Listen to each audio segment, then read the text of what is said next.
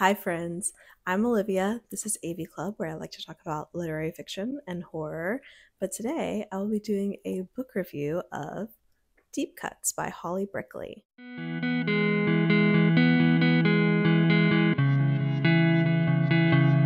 really excited to talk about Deep Cuts today because while it's coming out here in Australia in April, it's actually coming out this week in the US on February 25th.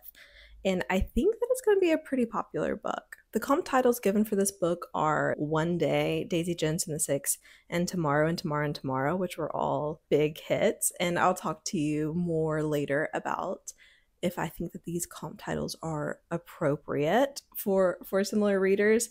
But what really drew me to this book is that it's a book about two people who have an in and out love relationship across almost a decade of the 2000s, and their relationship really revolves around 2000s indie music going into indie sleaze. This is a bi-coastal book, so you get a lot of the California music scene and you also get a lot of the New York music scene. Our main character, Percy, is actually from Indiana but moves to California for university, where she meets Joey and Zoe, who are a couple that she quickly becomes friends with, even though she kind of has like a crush on Joey. But Joey and Zoe break up pretty early into the novel for understood reasons, and there's not really bad blood there. And so they're kind of threesome. I don't mean that sexually, but that they do hang out a lot together, and their relationship is highly formed around music. One of the main things that immediately stuck out to me is the structure of this book, where each chapter is based around a song title, or it's based around the idea of a song. And most of these songs are real, and then some are songs that are written by Joey in the book because he is a full-time musician. And Percy is a music writer, so she's not writing critiques of music or writing album reviews, but just writing about her role relating to music, which she really gets a start with by writing for Zoe's zine in college. So you get that little bit of zine culture there too.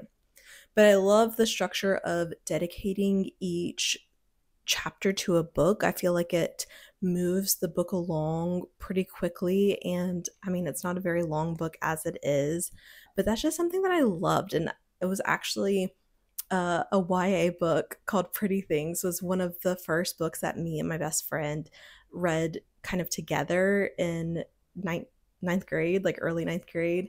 And it did the same thing. And we learned about some of our favorite bands from that. Like we learned about Broken Social Scene, and I think like Belle and Sebastian and Camera Obscura, just a lot of the bands that would also not be out of place being in this book. And so like that was just something that immediately appealed to me about it. Although this book really does provide good character development for the three characters, so Percy, Joey, and Zoe, it's really following Percy throughout her life, and as she's going from college and kind of just like trying to figure out what she wants to do with her life, knowing that it has to do with music but not really sure what that looks like. And has this close artistic relationship with Joey as well, that they have this chemistry, but it feels like they can't really be together. And a lot of that is because Joey is writing music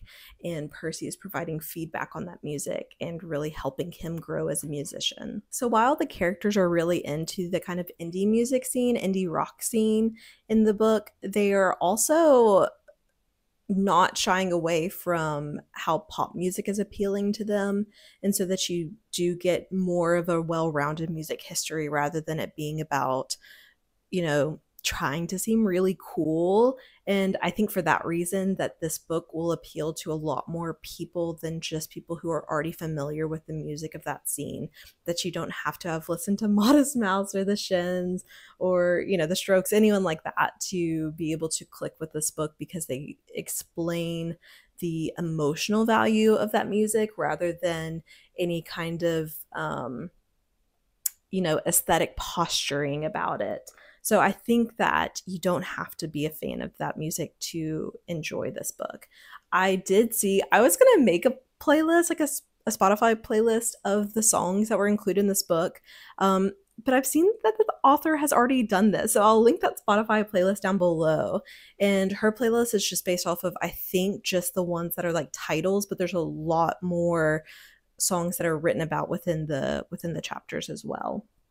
I don't think that this book falls into the kind of genre of sad girl figuring her life out in her early young adulthood, but I think that if those books appeal to you, then you will feel a little bit of that here. But it really, I think, is well-rounded, that it has this kind of romance to the center of it, but it's not the only goal that Percy has, and it's really not a goal. It's just following kind of like a natural progression, and it's with the backdrop of the 2000s, and so you're starting in 2000, pre 9/11, and you see a big shift in how the rest of the world is operating after that time. Going into my next point is how this compares to the comp titles that are given, especially the ones that I've read, which are Daisy Jones and the Six and Tomorrow and Tomorrow and Tomorrow. Is it like Daisy Jones and the Six? Somewhat, in that you are following a relationship between two very musically inclined people, but I feel like the main part of Daisy Jones and the Six is that you're getting all of the different points of view, whereas in this book you're really getting more so Percy's point of view. I think Tomorrow and Tomorrow and Tomorrow is more of a apt comparison, and similarly, like how you don't really have to know about the video game industry to understand this book, that it gives you the information that you need to be able to understand the role it plays with these characters. I think it's pretty similar in tone, because there's, kind of a romance involved in this too, but it's more so a story about love and different types of love. And I think that that's true of Deep Cuts as well, that it's definitely not a romance book, even though there is a romance to it, and it is very pivotal to all the characters to have that love and trying to make their different kinds of relationships work. I think that something else that's different with Tomorrow and Tomorrow and Tomorrow is that this is a much bigger book, and so you really get that sense of epicness of the years that are passing, whereas Deep Cuts, I kind of wish that this book, I think it would have been a perfect book for me if it had been just longer, that you're covering so many changes in music, and I just want that sense of that I've spent a long time physically with these characters, that I know them really well. The title of this book, Deep Cuts, is explained really in the text, that deep cuts from a music sense are the tracks that are maybe overlooked on albums, especially things that weren't singles, so that they weren't ever given radio play or music videos or anything like that. And so a lot of times real fans of music, their favorite songs will be these deep cuts that aren't really understood by other people. So you have that, but it's also talking about the idea of deep cut relationships, things that really shake you down to your core and are hard to heal from, and that really change us as people. One thing that I really did enjoy seeing in the progression of the years within music is not only the new bands that you see coming out, that you get to see the Shins come out with their first album during the course of this book, but you really see a change in how music is experienced. That at the beginning of the book, it's like such a currency to be able to get a CD, that Percy previously worked at a record store, and that was really meaningful to her, and that was a social sphere, because to get music you had to be able to buy these physical things. And so you see zines being built around them, that you spend a lot of time with them, because both it takes a lot of time to be able to buy a CD, but then you have this physical object and you only have so many CDs. So you're listening to them over and over again. And then that you see music speed up and how it's consumed whenever the internet becomes more popular in home usage, that you can just download songs and listen to songs on blogs, and that you're losing a little bit of that closeness with the music because it's more disposable. You also just miss the delayed gratification of music that you are longing for CDs. You're wondering what's going to be on a CD.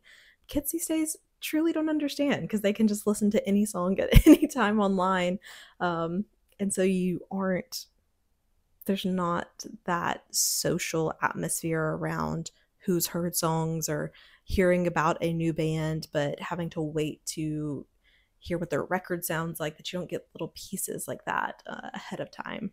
And I really felt for Percy. I think she was a wonderful character that you see a lot of her self-sabotage in this. You see her feeling really guilty over losing touch with people, but also feeling very lonely, and it's just complicated, and adult friendships are complicated. I think I also just really appreciated that I read this pretty soon after reading Y2K by Colette Shade, and reading about that there was this, I mean, stuff that I knew already, but just reminded that there was like the tech.com bubbles, and that there was the idea that America was just like post-politics and in boundless profit, that profits would always go up forever, and just that idea of like a tech utopia.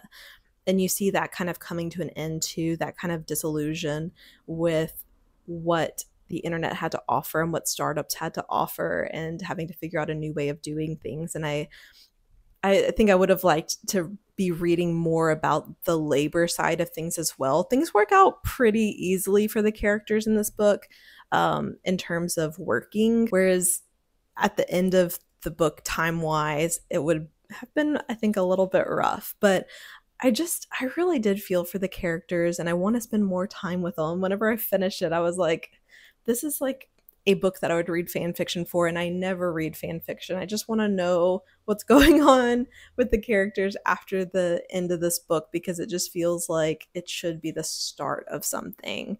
Although I don't think that there's anything planned to continue with these characters, I would love to read it. And I forgot to mention in the beginning, yes, this is an ARC, but it wasn't provided to me by the publisher. I actually found it at an op shop, so I just kind of lucked out in that sense. But it's being put out by the Borough Press. So that's all I have to say about Deep Cuts for now. I really hope it does become popular, because I'd love to be able to share in it with other people. So if you check it out, let me know. If it sounds interesting to you, let me know. If you're still here and you're wanting to subscribe and spend more time with me, please do that, and leave a comment down below about your favorite bands of the 2000s. I was definitely a Shins girl. I had my AIM usernames were Shin Lyrics, big Modest Mouse fan, big Yeah Yeah Yeahs fan. So all of this music is really up my alley, and I just want to know what they would think now about the resurgence of record stores. So talk to you again soon. Bye.